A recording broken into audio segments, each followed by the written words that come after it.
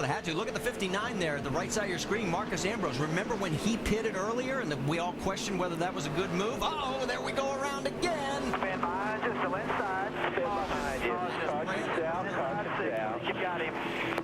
Well, yeah, I'm all right. What in the hell was that? Go down to the fucking 40. Well, we apologize for the radio communication. The tempers are obviously starting to really flare.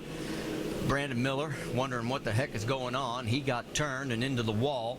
So that brings out our 20th caution.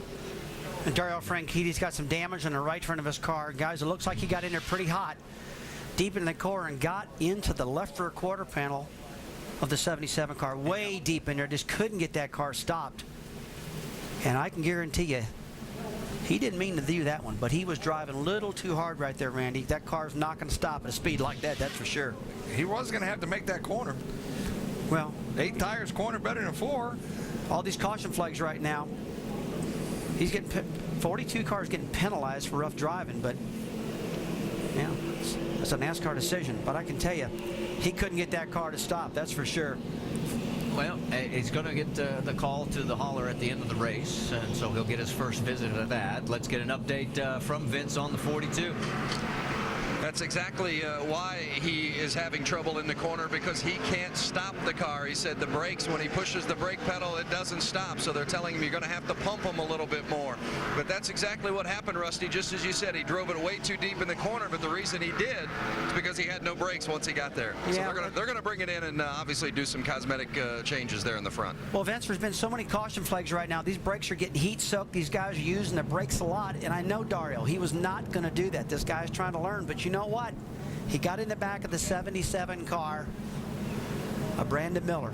And a lot of guys are getting punished today and getting 1-lap penalties for rough driving. So, hey, he's got to do it. Dario's got to pay the penalty. Probably shouldn't have driven a corner that hard. And NASCAR, they're going to be here all night with all the guys that are going to the trailer. Well, they'll probably end up calling us to the trailer, too, for all we know. I just think of the wealth of experience Dario Franchitti's getting here. He's getting short track experience.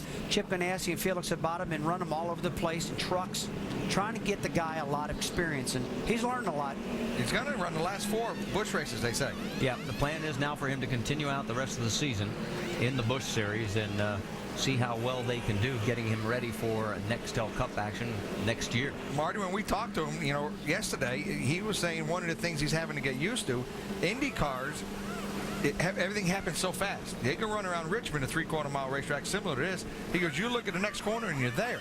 Well, Randy, these Indy cars, 1,535 pounds. Correct. Okay, compared to 3,500 pounds, or 3,400 pounds, I'm sorry, of a NASCAR Busch Series car. So the braking power is not near as good, and that's one thing that Dario's going to have to get used to.